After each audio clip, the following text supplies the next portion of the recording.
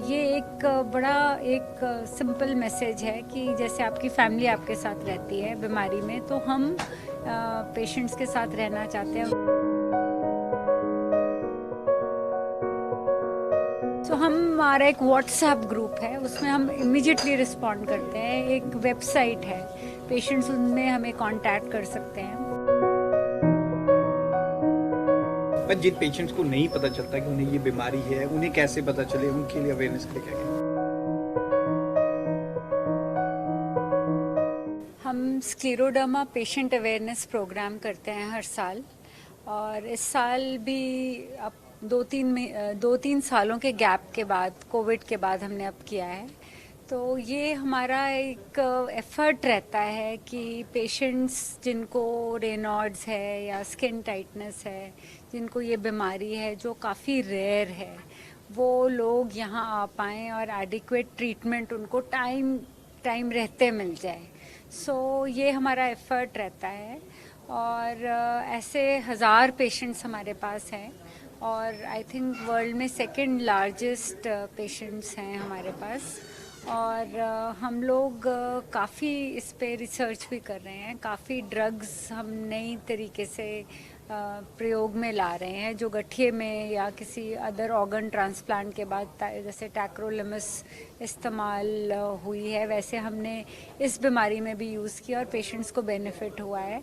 उसके अलावा भी जेनेटिक स्टडीज़ भी चल रही हैं। जैसे कई फैमिलीज़ हैं हमारी, 8 से 10 फैमिलीज़ हैं जिनकी 2 members of the same family में स्क्लेरोडर्मा है। अक्सर नहीं होता ऐसे, तो डरने की बात नहीं है, बट कईयों में हो भी जाता है। तो उसमें भी हम लोग जेनेटिक एनालिसिस कर रहे हैं। 150 पेशेंट्स का किया है, उनका वो पब्लिश भी हुआ है। सो हमारा एक व्हाट्सएप ग्रुप है, उसमें हम इमीडिएटली रिस्पॉन्ड करते हैं। एक वेबसाइट है, पेशेंट्स उनमें हमें कांटेक्ट कर सकते हैं। सो ये एक बड़ा एक सिंपल मैसेज है कि जैसे आपकी फैमिली आपके साथ रहती है बीमारी में, तो हम पेशेंट्स के साथ रहना चाहते हैं उनके इस डिज़ीज़ में या और ऑटोइम्यून डिजीज़ में। हम एक्सेसिबल हैं through WhatsApp group, through websites. So आपकी हम ये आपसे ये चाहते हैं कि आप इसको मैसेज को स्प्रेड करें ताकि लोग इसके बारे में अवेयर। डॉक्टर साहब, इसके सिम्टम्स क्या हैं, पहले वो थोड़ा सा बता दीजिए, क्या क्या हम आपको जैसे बताते हैं, स्किन टाइटनेस है, रेनॉड्स है, गठिया जैसा भी हो सकता है, ये सबसे कॉमन है। उसके अलावा कई पेशेंट्स को आईएलडी होता है या मतलब गट में प्रॉब्लम होती है, इंडाइजेशन। ओके। और मैम, ये ऑन एन एवरेज किस एज से स्टार्ट होता है, और ज़्यादातर ये फीमेल्स में ही है? हाँ, जनरली जैसे गठिया होता है फीमेल्स में होता है, यंग फीमेल्स में होता है। ये भी यंग फीमेल्स में ज़्यादा होता है, बट ऐसा नहीं कि मेल्स में नहीं होता है, उनमें भी कईयों में हो सकता है। 20 to 50 ईयर्स फीमेल्स में ज़्यादा होता है, बट कईयों को जल्दी भी होता है, बट कईयों को थोड़ा बाद में भी होता है। पर जिन पेशेंट्स को नहीं पता चलता कि उन्हें ये बीमारी है, उन्हें कैसे पता चले, उनके लिए अवेयरनेस के लिए क्या करें? I think skin tightness is very, मतलब नॉट कॉमन, बट जब होता है तो सबको पता चलता है। बट ये है कि कई लोग जैसे इतना अवेयर नहीं होते, कॉस्मेटिकली इतना बॉदर नहीं करते, उसमें फिर बहुत बढ़ जाता है। फिर वो इलाज करना और रिस्पॉन्सेज उतने अच्छे नहीं आते हैं। अभी तक इस बीमारी का कोई इलाज नहीं हो पाया है? देखिए, ऐसे हर क्रॉनिक डिजीज का ना इलाज होता है। अब जैसे अब डायबिटीज का कोई इलाज नहीं है कि आपने एक दवाई खाई और वो खत्म हो गया, ऐसा नहीं है। वो भी ऐसा है, वो विद ट्रीटमेंट कंट्रोल होता है। ठीक। तो क्या कारण है कि स्क्लेरोडर्मा का अभी तक कोई इलाज, पर्टिकुलर इलाज नहीं है? नहीं, ये ऑटो इम्यून डिसीज़ है। इसमें दरअसल प्रॉब्लम ये है कि क्योंकि हमको इम्यून सिस्टम को काबू में लाना है और उसको चेंज ओवर करना है। जैसा हमने बताया, तो वो इम्यून सिस्टम गलती से हमारे ऊपर ही असर कर रही है। कभी कभी हम पेशेंट को समझाने में ये बताते हैं कि मान लो कि अगर टीबी का ये प्रॉब्लम हो, वो बाहर का माइक्रो ऑर्गेनिज्म है, उसको एंटीबैक्टीरियल लेने से क्लियर हो जाएगी। ये जो प्रॉब्लम है, हमारा एक पार्ट दूसरा पार्ट से लड़ रही है। तो इसलिए तो मैं समझाता हूँ, अगर घर का लड़ाई है, उससे बाहर निकलने में बहुत दिक्कत लगती है। अगर बाहर वालों से लड़ाई है तो काम आसान है, उनसे बात मत करो तो प्रॉब्लम खत्म। ये इम्यून सिस्टम को हम पूरा सप्रेस भी नहीं कर सकते हैं या पूरा अवॉइड भी नहीं कर सकते हैं, उसको कंट्रोल में लाना है। उसको जो इम्यून सिस्टम का जो गलती हुआ है उसको रिवर्सल करना है, वो सभी अभी रिसर्च चल रही हैं। मैं 20 साल से काफ़ी एडवांस हुआ है। जो 20 साल पहले हम जो बता रहे थे इसके लिए कोई इलाज नहीं है, कोई अच्छा सा इलाज नहीं है, एटलीस्ट हम 40-50% पेशेंट्स को कंप्लीट रेमिशन की परिस्थिति में ला सकते हैं। मतलब बीमारी आगे ना बढ़ जाना ऐसा लगता है, पर अभी 60-70% को पूरा तरफ से इलाज ना कर पा रहे हैं। इसलिए तो अभी उसको we keep it under classification, उसके लिए कोई इलाज नहीं है। इसमें थोड़ा सा पब्लिक को कन्फ्यूजन हो जाती है। ला इलाज मतलब ये नहीं कि इसके लिए कोई ट्रीटमेंट नहीं है। जैसा हम डायबिटीज़ को बोलते हैं, डायबिटीज़ के लिए ट्रीटमेंट है पर कंप्लीट क्लियर होने जैसा कोई इलाज नहीं है।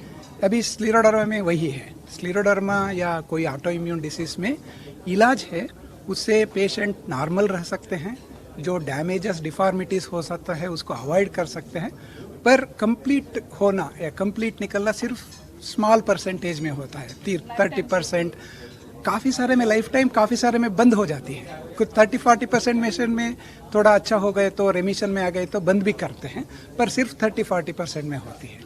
मेडिकल में हम ये बीमारी को फुल इलाज है तभी बताते हैं जब हम 90-95% पेशेंट को टारगेट कर सकते हैं। मतलब 90-95% को फुल आपका बीमारी बंद है बताना परिस्थिति आए तो तब उसको नॉन ट्रीटेबल से ट्रीटेबल के लिए सॉर्ट आउट होती है। डॉक्टर साहब, ऑन एन एवरेज 100 में से ऐसे कितने लोगों को ये बीमारी हो? नहीं, ये तो ये स्क्लेरोडर्मा कंसिडरेबली रेयर है। हम उसको 2 to 3 आउट ऑफ 1 लाख कहते हैं। Okay. पर इंडिया में 2 to 3 पर 1 lakh is a big number. तो इंडिया की पॉपुलेशन में तो ये तो बहुत अलग ही गेम है। तो इट इज रिलेटिवली रेयर, पर when it comes it really problem कर सकते हैं। तो इसलिए तो दो रेयर रहा तो भी उसके ऊपर ट्रीटमेंट और ध्यान रखना जरूरत पड़ती है। तो ये जेनेटिकली भी हो सकता है? ये जेनेटिकल नहीं है, ये मतलब फैमिली में 1-2 लोगों को होने की संभावना रहती है, पर इट इज़ नॉट हेरिडिटरी और जेनेटिक। मतलब जीन्स, कुछ जीन्स से इफेक्ट हो सकती है, पर जीन रहने से बीमारी आता है ऐसा नहीं है। इसलिए तो उसको हम जेनेटिक नहीं क्लासीफाई करते हैं। जीन रहने के वजह से वो बीमारी आने का रिस्क रहता है। That is what we call it actually. So due to financial aspect, can a person stop the treatment in between? Yes, in my experience, I have seen that many patients stop the treatment halfway. Most of them because of the financial problem. क्योंकि कुछ दवा जो है, वह simple दवा जो हम माइकोफिनोलेट जो लेते हैं, it cost a lot per month, around 4,000 to 6,000 के करीब पड़ती है per person. So 6,000 per month on one single individual इसे इवन अपर मिडिल क्लास को भी काफ़ी अनकंफर्टेबल होती है। सेकंड प्रॉब्लम ये है कि इसको कोई इंश्योरेंस या थर्ड पार्टी पेयर्स जो इंक्लूडिंग गवर्नमेंट कभी कभी नहीं कवर करते हैं, that adds to the another problem. So इसलिए तो फाइनेंशियल की वजह से काफ़ी सारे पेशेंट्स इलाज लेना बंद करते हैं। It is a regular problem we see. So इसलिए तो we try to have some support program. हमारे यहाँ एक IRET ट्रस्ट है that helps the patients to support them. But it would be nice if government or any other third parties covers it, because उनका जो flow है it will be much more comfortable than 1 or 2 individuals का effort से भी।